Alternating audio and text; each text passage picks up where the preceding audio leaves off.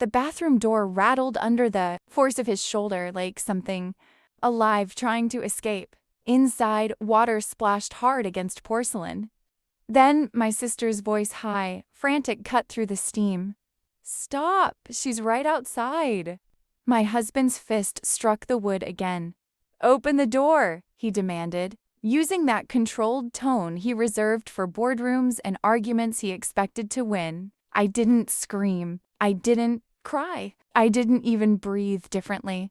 I slid the old exterior latch into place and turned the deadbolt slowly until it gave that final, unmistakable click. My palm rested flat against the door for a moment, not to hold it shut, but to feel the truth of it. Then I walked to the kitchen and made a call I'd never imagined I'd need. When Evan answered, I kept my voice steady. "You need to come to my house. Now." A pause. "I'm on my way," he said, no questions asked. The pounding inside the bathroom stopped almost instantly, not because they'd given up, but because they understood what was coming. Headlights swept across the living room curtains minutes later. Gravel shifted under tires. 2 car doors slammed. Earlier that evening, I'd come home excited about discounted rotisserie chicken. That's what my life had been reduced to: small, harmless victories. I'd finished work at the medical billing office, picked up oranges, and driven through our quiet neighborhood where lawns were trimmed and couples still waved from porches. Everything had looked stable until I stepped inside. The curtains were drawn. The air smelled like perfume that wasn't mine. The shower hissed down the hallway. Then came the laughter, soft, intimate, unmistakable. When I pushed the bathroom door open and saw them, Mark in the tub, my sister beside him, time didn't shatter. It slowed. Tessa's smile vanished first. Mark's face didn't show guilt. It showed calculation. "It's not what you think," he started. I closed the door without answering. That was the moment something inside me changed. Not into rage, into strategy. And when Evan's car pulled into my driveway, I knew this wasn't the end of my marriage. It was the beginning of a war Mark didn't realize he'd already started. But what he did next would prove the bathtub was only the smallest part of his betrayal. The knock on the front door wasn't hesitant. It was sharp, decisive. When I opened it, Evan stood there, face pale, jaw locked so tight the muscles flickered. Beside him was his cousin, Deputy Randall, still in uniform, radio clipped to his shoulder. Evan didn't ask questions. "Is it locked?" he asked quietly. I nodded. He walked past me without another word, down the hallway that still smelled like steam and betrayal. He stopped inches from the bathroom door, but didn't pound on it. He leaned close instead, voice low and steady. "Tessa, open it, now!" Inside there was scrambling, whispered urgency. The soft thud of something falling. Deputy Randall stepped forward. "Ma'am, open the door." For several long seconds nothing happened. Then the inside lock clicked. The door opened just a crack, humid air rolling into the hallway like a confession. Mark stepped out first, wrapped in my robe, hair damp, expression already rearranged into something that looked almost reasonable. Behind him, Tessa clutched a towel around herself. Mascara streaked. Eyes red, but not from heartbreak, from being caught. Mark forced a tight smile.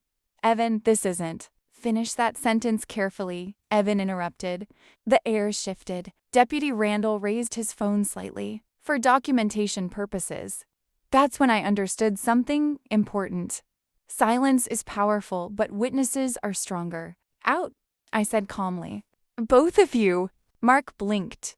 "You can't kick me out of my own house." Evans's head turned slowly toward him. "Say own again." Mark's eyes flickered, not at Evan, but toward the living room, toward the desk where our paperwork lived. That glance told me everything. He wasn't thinking about marriage. He was thinking about assets. "How long?" Evan asked his wife. Tessa's voice trembled. "Since spring." Spring.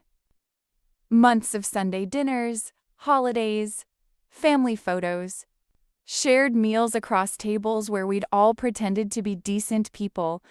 Something inside me didn't break. It hardened. Deputy Randall's tone stayed level. "Sir, gather essentials only. You'll be leaving for the night." Mark looked at me one last time, switching tactics instantly. "We can handle this privately," he said. "No lawyers. No drama." That was when my phone buzzed. A banking notification. Pending transfer. Mark saw it too, and the faintest smile touched his mouth. He thought he was still ahead, but he didn't realize something had already shifted. Because I wasn't reacting anymore. I was documenting. And what he'd done next would turn this from infidelity into financial war. But he had no idea. I had already started preparing for the part he feared most, court. Mark left that night with a duffel bag and a performance half-wounded husband. Half-misunderstood victim. Tessa followed behind Evan, wrapped in his jacket, crying loudly enough for the neighbors to hear. When the door finally shut, the house went quiet. Not peaceful. Vacant. I sat at the kitchen table and opened the banking app again. The transfer Mock had initiated was still pending, several $1,000s moving from our joint account to somewhere I didn't recognize. He hadn't even waited until he was dry. I took screenshots, every detail, timestamps, account numbers, confirmation codes, the kind of information that looks boring until it isn't. My phone buzzed. "Evan, I'm filing tomorrow," he said. "I am too," I replied. The next morning, I sat in a brick office 2 blocks from the courthouse. The waiting room smelled like burnt coffee and old paper. My attorney, Susan Caldwell, was in her early 70s, silver hair pulled back tight, glasses hanging from a chain. She didn't ask about feelings. She asked about accounts. Joint checking? Yes. Retirement? Yes. Mortgage? Both names. She nodded once. "Good, that makes this cleaner." I hesitated. He said, "It doesn't matter, that we're in a no-fault state." Susan leaned back slightly. "Infidelity won't win you the house," she said calmly. "But financial misconduct? That's different." I slid my phone across the desk. She studied the screenshots, expression unchanged. He tried to move marital funds while the incident was actively unfolding. She said flatly. When she phrased it that way, it sounded absurd. "People under pressure reveal their habits," she continued. "Some cry. Some beg. Some reach for money." She gave me clear instructions. "Open a separate account in my name. Redirect my paycheck. Do not drain the joint account. Document everything. No emotional withdrawals. Only strategic ones." "What about the house?" I asked. "We'll request temporary exclusive use," she said, "and a financial restraining order if needed." As I left her office, my phone was already buzzing. "Relatives, church friends. Don't ruin your marriage over a mistake," my aunt said gently. A mistake. That word landed heavier than the betrayal. By evening, Mark showed up on the porch holding roses. The performance had shifted again. "We can fix this," he said softly. I glanced at my phone. Deputy Randall's number still at the top of my call log. Mark noticed. The softness disappeared. "You're really going to try to destroy me?" he asked quietly. "No," I replied. You did that yourself." 2 days later, Susan filed. Temporary orders requested. Financial review pending. Mark believed this was still a negotiation. He didn't understand something critical. This wasn't about revenge. It was about leverage. And at mediation, leverage becomes evidence. What Mark didn't realize was that every dollar he'd moved had already started building the case against him. The mediation room wasn't dramatic. No raised benches, no jury, no cameras. Just a long conference table, a faded American flag in the corner, and a retired family court judge named Harold Whitman sitting at the head like a man who had seen every version of human pride. Mark walked in confident. Crisp button-down shirt. Polished shoes. That professional half-smile he used when he wanted to look reasonable. Like this was just another business dispute he planned to dominate. I sat beside Susan. Calm. Still? Judge Whitman folded his hands. "Before we discuss settlement," he began evenly, "I need confirmation from both parties that full financial Disclosure has been provided. Any concealment will affect outcomes. Mark didn't hesitate. Of course. Susan opened her folder slowly. Your Honor? She said gently. My client has concerns regarding recent activity. She slid one sheet forward. The attempted transfer on the evening of the incident, time-stamped at 9:47 p.m. Mark leaned back. That didn't even go through. Correct, Susan replied. 'Cause she caught it. The judge's eyes shifted toward Mark. Why move funds at that hour? Mark shrugged lightly. I panicked. Susan nodded as if she expected that answer. Let's discuss the months before the panic. She placed a spreadsheet on the table. Neatly organized, clinical, brutal. Restaurant bills, jewelry purchases, hotel deposits, cash withdrawals. Judge Whitman adjusted his glasses. His finger paused. Jewelry store. Anniversary gift? Mark replied quickly. Susan turned the page. Here is the delivery receipt. Silence. The address printed clearly on the page did not belong to me. It belonged to my sister. Mark's jaw tightened. That proves nothing. Susan slid another document forward. ATM withdrawals. Dates highlighted. These align with visits from the sister-in-law, she said calmly. We also have text confirmations requesting cash. Mark shifted in his chair. They could mean anything. We subpoenaed the rest, Susan replied. That was the first visible crack. Small, but real. Judge Whitman leaned forward slightly. Mr. Carter, using marital funds to support an undisclosed relationship may trigger reimbursement obligations. You understand that? Mark's confidence thinned. Then Susan delivered the next page. A credit card opened 3 months ago, in Mr. Carter's name only. Billing address, post office box. Mark blinked. That's private. Not when marital income funds it, Susan answered. Statement balance, 9,600美元. Primary charges, hotels, transfers, gifts. The room changed. The man who thought he was in control now looked like someone doing math in his head, and realizing the numbers were against him, Judge Whitman leaned back. My preliminary recommendation, he said carefully, includes exclusive use of the marital home for the wife, financial restrictions, and reimbursement review. Mark's mask slipped. This is ridiculous. The judge met his eyes calmly. Then take it to court. On the way out, Mark leaned close to me. You think this makes you powerful? I held his gaze. No, I said quietly. It makes me protected. But mediation was only the beginning. Because once discovery started, the rope he'd been given was about to tighten. And what surfaced next wouldn't just cost him money, it would cost him credibility. Mediation ended without a full agreement. Mark walked out irritated but still convinced this was manageable. In his mind, the worst had already been exposed. He was wrong. Because mediation is conversation. Discovery is excavation. 2 weeks later, subpoenas began returning. Bank statements, credit card histories, retirement account access logs, insurance updates. Paper doesn't get emotional. It just tells the truth. Susan called me into her office on a Monday morning. She had 3 folders stacked neatly in front of her. That wasn't the only credit card, she said. There were 2 more. One opened under a variation of Mark's middle name, another tied to a rewards account that funneled points into travel bookings. Total hidden balance just over $18,000, all paid using transfers from joint funds, Susan said calmly. I felt a strange steadiness instead of shock. He thought smaller accounts wouldn't be noticed. Susan nodded. People who lie financially tend to believe in volume over visibility. Then came the retirement records. 3 days before I filed, Mark had attempted to change the beneficiary on my IRA. The request had been flagged automatically once the divorce petition timestamp registered.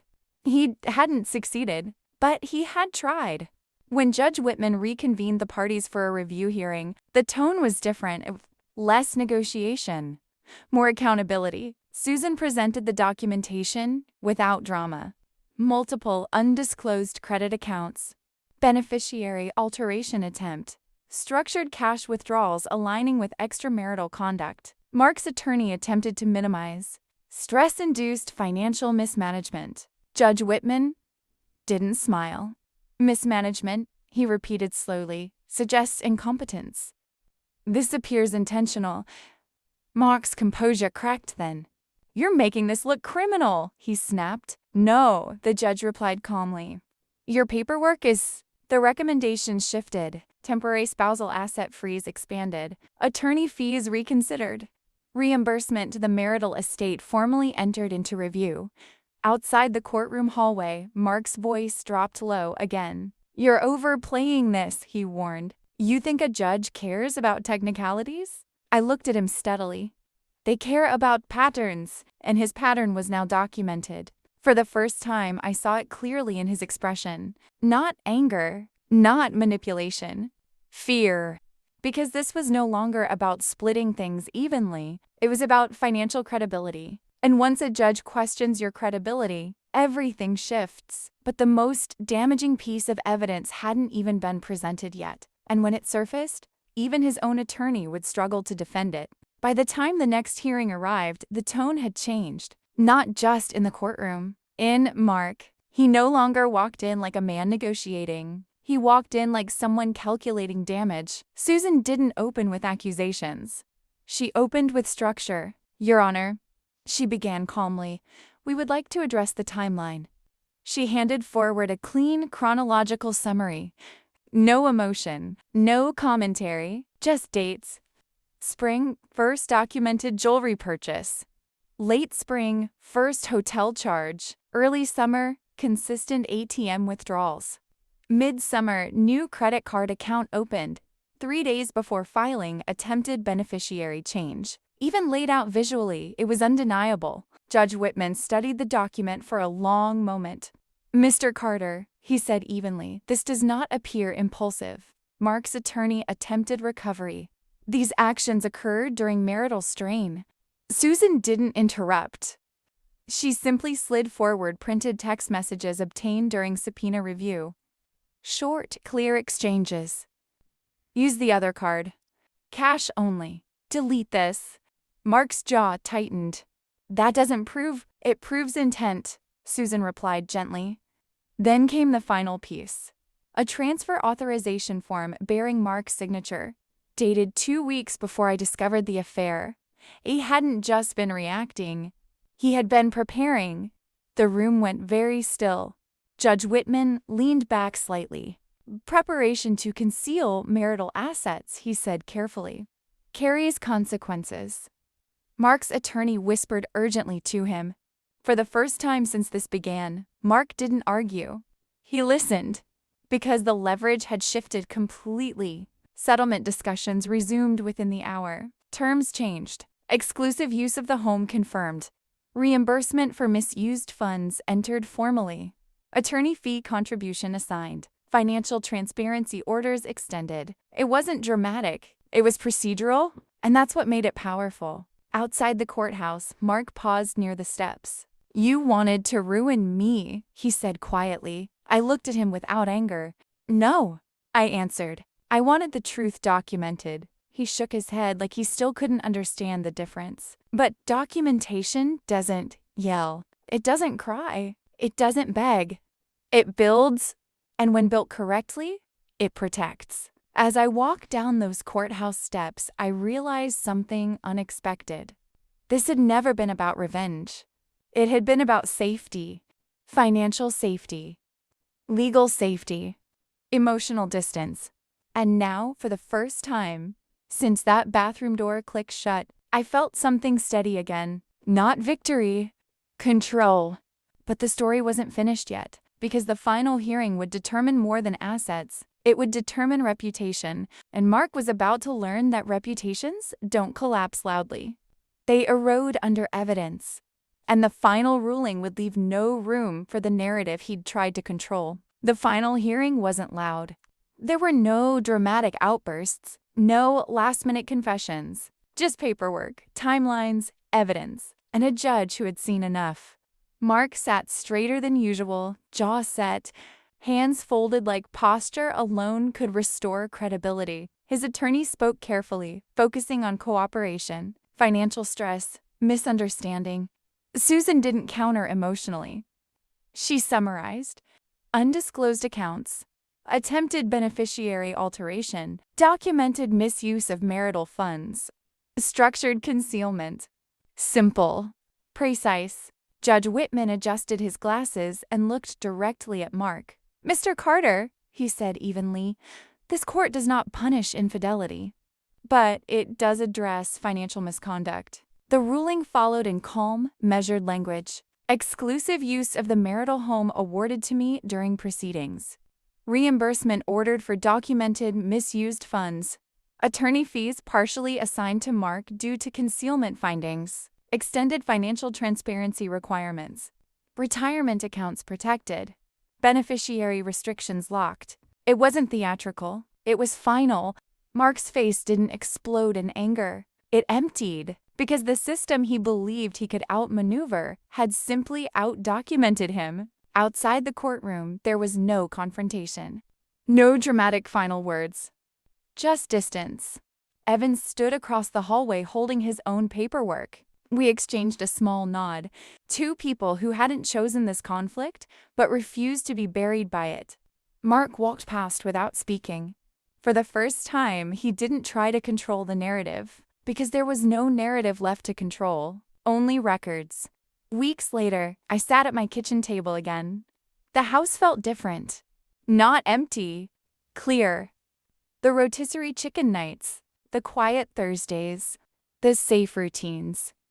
They hadn't been weakness. They had been stability. And stability, when protected properly, becomes strength. I opened my banking app one more time. Separate accounts. Clean balances. Court orders in place. No pending transfers. No surprises. The bathroom door that once shook under his shoulder now stood repaired, freshly painted. It looked ordinary again, but I knew what it represented. Not betrayal, boundaries. People think strength is screaming, or revenge, or destruction. It isn't. Strength is documentation, patience, and refusing to panic when someone expects you to. Mark thought the bathtub was the crisis. He was wrong. The real crisis for him began the moment I stopped reacting and started recording. And if there's one thing I learned through all of this, it's that betrayal might start behind a closed door. But justice begins the moment you decide to lock it. If you'd like, I can. Now I'm